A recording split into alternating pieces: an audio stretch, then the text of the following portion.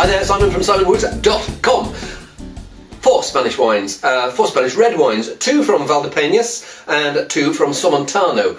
So a hot place and a cool place, or is Somontano a cool place? Well, let's find out. So I'm going to do the Valdepenas first. They are both under the same label, Anciano and so first one is a Crianza from 2007. Second one is a Gran Reserva from 2003. So 4 years difference in vintage, 4 years difference in aging. Is it just that they shoved this one in the cellar and kept it for 4 years and turns into the other one? Well, let's find out. Anyway, so made from Tempranillo, and so yeah, 2007 Crianza Anciano. Well, Tempranillo is the main grape of, well, a lot of Spanish wine. Rioja, Ribera del Duero, Toro, stuff like that. Valdepenas, we're further south, and so it's a bit warmer there. And there's a warmth and a dusty richness that's coming through. And it's a different type of warmth and dusty richness from what you get in Ribera del Duero. Here it just feels it's not quite as, it's a bit more laid back than Ribera del Duero. Ribera del Duero, really hot days, really cold nights. So you get these quite firm, structured wines with high acidity. This one just feels like a lovely, lush, rounded, come hither bear hug type of wine.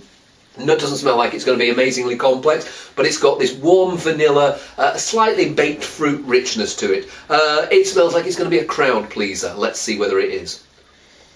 Strange thing is there, it's got that warmth, but when I come to taste it, there's this slightly dryness. I don't know whether they've acidified it or to try and keep it fresh. If they have, they've lost a little bit of something in the process. There's this chocolatey warmth, there's this, yeah, again, this dusty, you can feel the heat coming through, baked berries. But I wanted something ever so slightly smoother, ever so slightly rounder and richer. And it's not quite there. It feels like as if someone's slightly held back or just been a little bit too control freaky to try and produce something fresh.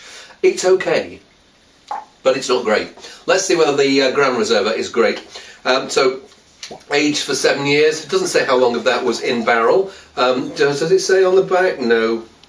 I don't know in Valdepenas what Gran Reserva means. I know in some parts of Spain it means it has to have been in a barrel for at least 2 years, but I'm not sure whether that's the case here.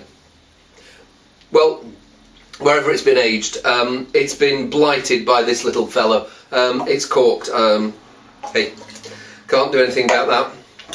Let's move on to Somontano. So two wines here. I'm going to rinse my glass to get rid of the corkiness in there. So Somontano is the, I don't know, can we call it a new region now? It's a region that, yeah, there have always been a few vines there, but it really got going, I suppose, maybe even late 70s, but certainly through the 80s. There were these guys, Viñas del Vero and another one called Inarte, led the way, and they made wines that were made from a mixture of, or they grew a mixture of Spanish grapes, so they had some Tempranillo, but they also had Cabernet Sauvignon, Merlot, and a lot of white varieties as well. So, but this, I think these two are both based on pretty old Grenache vines. Garnacha y Ostras Variedades del Valle de Secastilla. So this one's called La Miranda de Secastilla. The second one is just called Secastilla. So it seems like they've found a place where there's a few old vines, and I think that this is this is all Grenache. I don't know. Let's have a see. Yeah. So I think this is that's Grenache with a few other things, and the next one's 100% Grenache. But let's give it a whirl. So this one is 2008.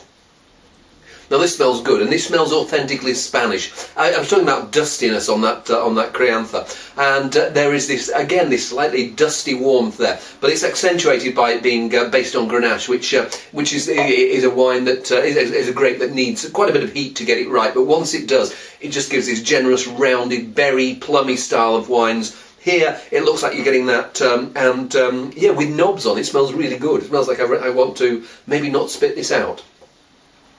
Yeah, berries, and there's like berries on which a little bit of dust has settled. There's black currants in there too. There's this warmth. There's almost like a citrus peel character as well. Bit of herbs coming through, and a bit of roof tile. If you ever smelt roof tiles that have got wet and then dried in the heat, there's this dusty terracotta edge to it. It's a charming wine. Charming's the wrong word. It's a gutsy, rich, juicy, friendly, bring me on some roast lamb type of wine. Yeah, I like that. Just on the finish, I wish that they'd been a little bit more laissez-faire and just let it be.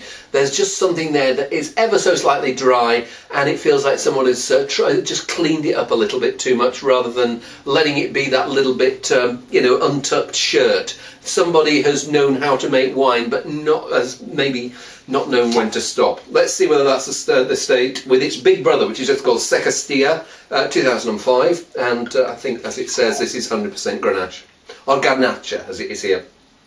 Muy antiguos. I don't know how antiguos this is, but let's give it a whirl. Well, there's a family resemblance. This is, again, this plummy warmth that I got in the Miranda. Here it's coming through, but in greater abundance. It feels like it's a rounder, richer, softer, more confident, but also more intellectually satisfying wine. More of everything, but not necessarily louder. It just feels like it's got more going on. It's like Chateauneuf du Pape for Rioja fans. Got this vanilla sheen from, I don't know whether they've aged it in American oak, but there's certainly something that's giving that dusty vanilla warmth to it. And then these lovely plums and berries. And then, as with the first one, this citrus freshness. But whereas the first one finished maybe a little bit cleanly and correctly, this one finishes with freshness and life and vitality, and whereas I'd be drinking the first one pretty soon, this one feels like if I left this bottle open for a couple of days. Yes, maybe there'd be a little bit of oxidation which would take an edge off the freshness of the fruit, but I've got a feeling that some more of those herby, dusty characters, the sense of the soil would emerge, and I'd be enjoying it even more. The difficulty is that we have friends coming around this evening, and they're the sort of friends who like wines like this. Will I be able to keep some for tomorrow? I expect not, but if I do, I'll report back. But anyway, see you soon.